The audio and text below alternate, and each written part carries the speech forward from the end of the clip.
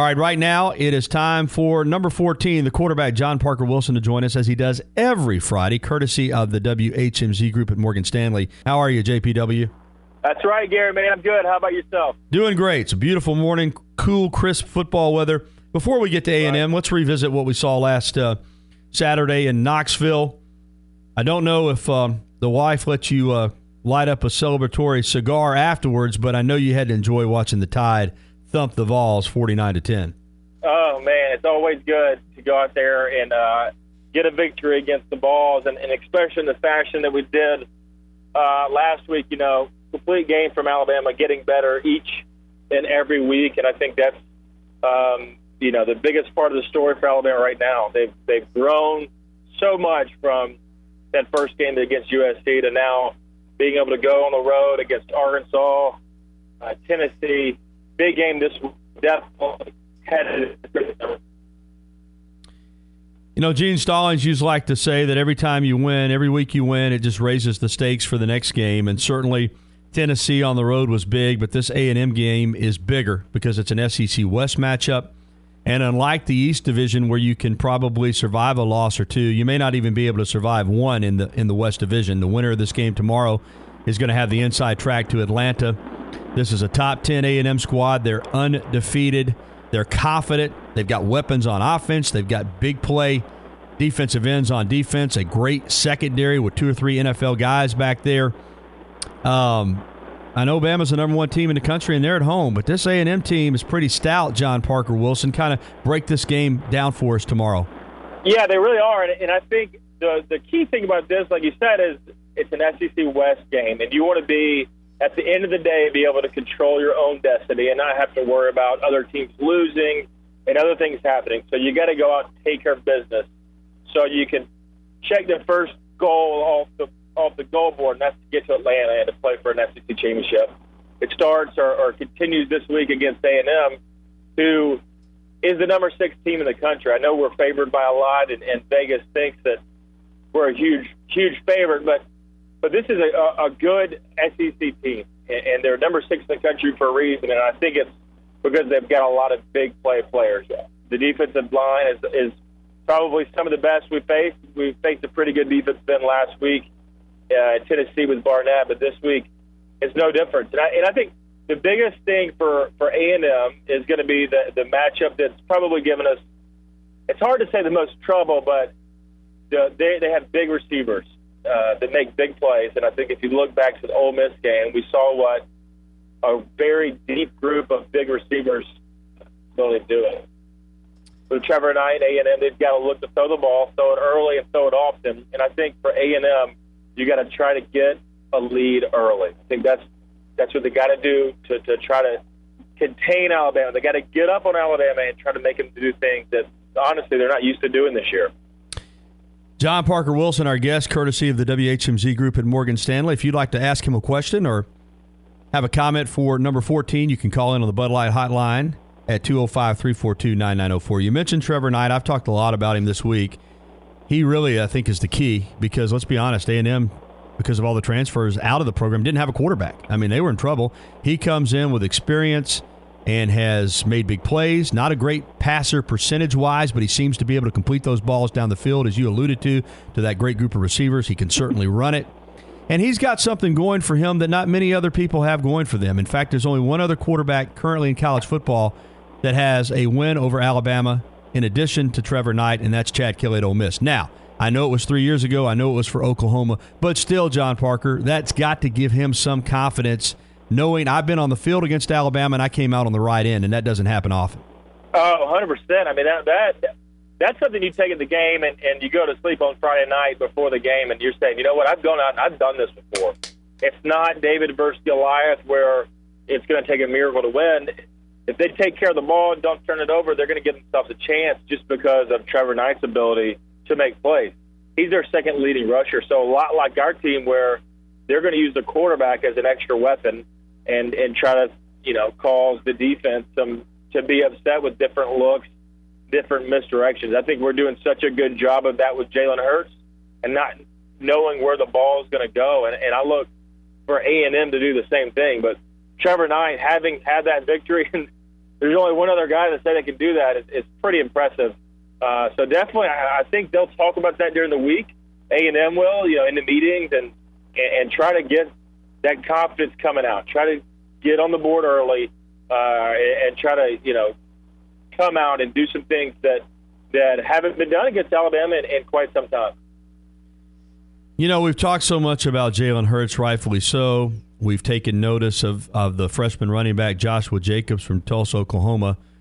And Jonah Williams has received his recognition, but still offensive tackles just don't jump off the screen when you're talking about playmakers because they're an offensive lineman. You as a quarterback understand the value of tackles, not just the left tackle, but the right tackle too. I want to ask you just point blank. Now, I know Andre Smith came through here. You played with him going back to Larry Rose in the 80s. There have been other true freshmen that have started on the offensive line for Alabama, so it has been done. But have you ever in your life seen a freshman offensive tackle play the way this Jonah Williams is playing? He's definitely playing at a high level.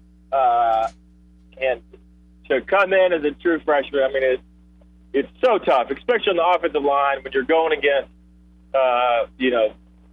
basically the best athletes on the field is the defensive end. I mean, they weigh 300 pounds.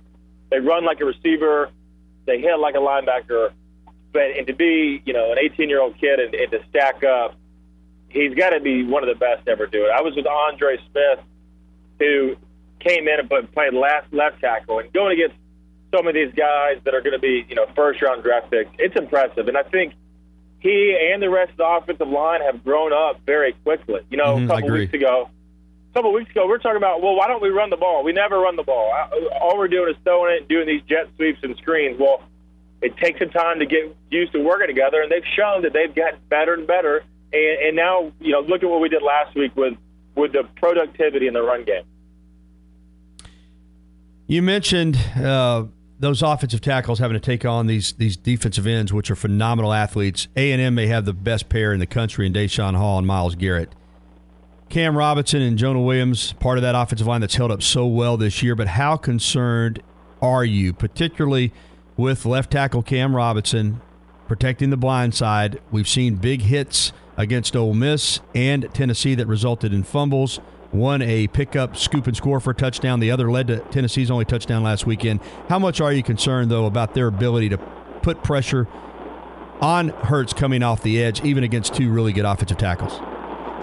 Well, I'm not concerned, but it's something you pay a lot of attention to. So during the week, this week, getting ready for the game, at the beginning of the week, you call out and say, okay, these are the game changers right here. These are their boy dogs on defense that we know we've got to stop.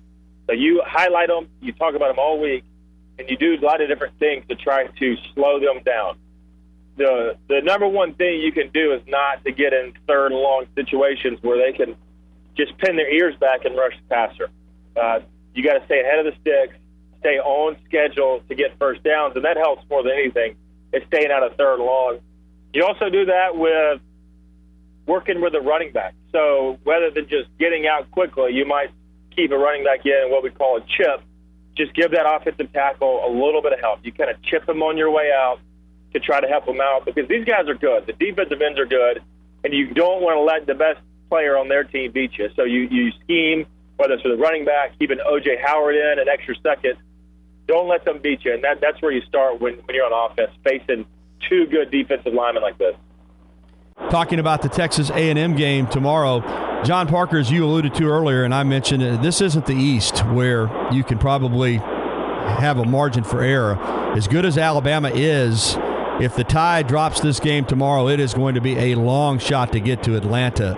This game, I know they're all big. They all count one. I understand that. But this is a huge game for Alabama because if they lose, even if they don't lose again, there's a very good possibility they won't play in the SEC championship game.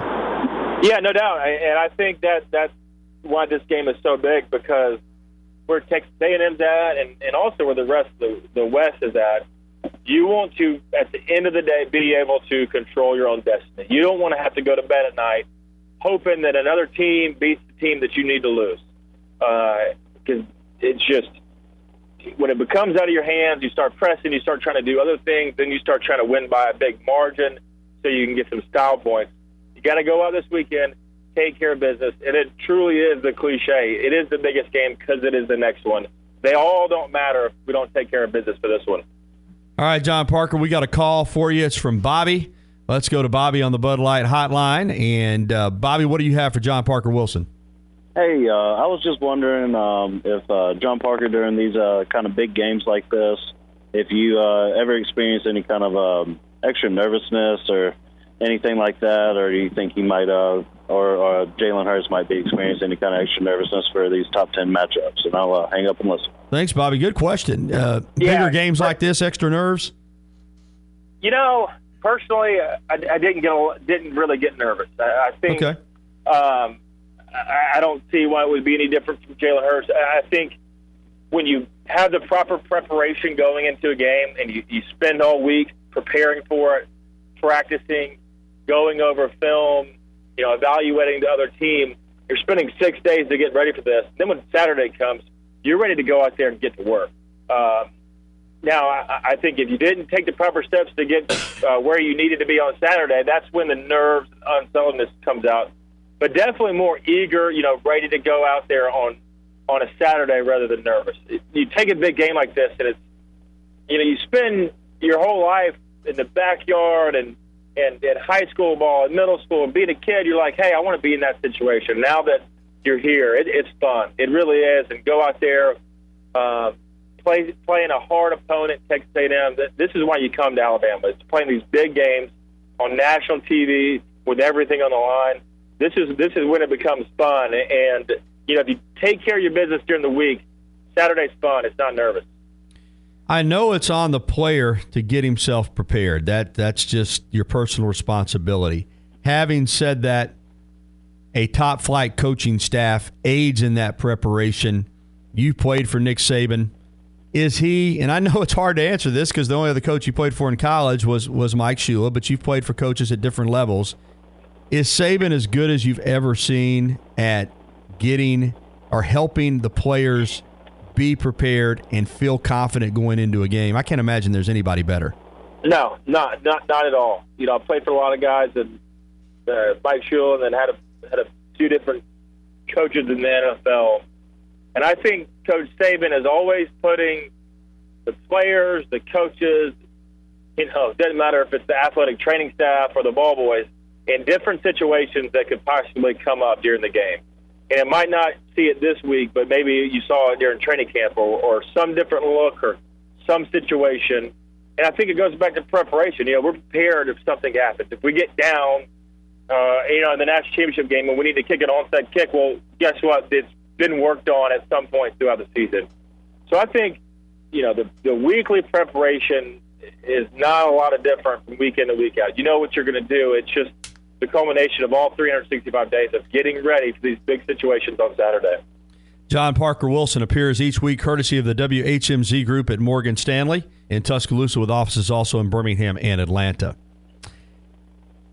A lot of football left to be played. This season, the narrative has not been completely written. It could change if a Tide loses.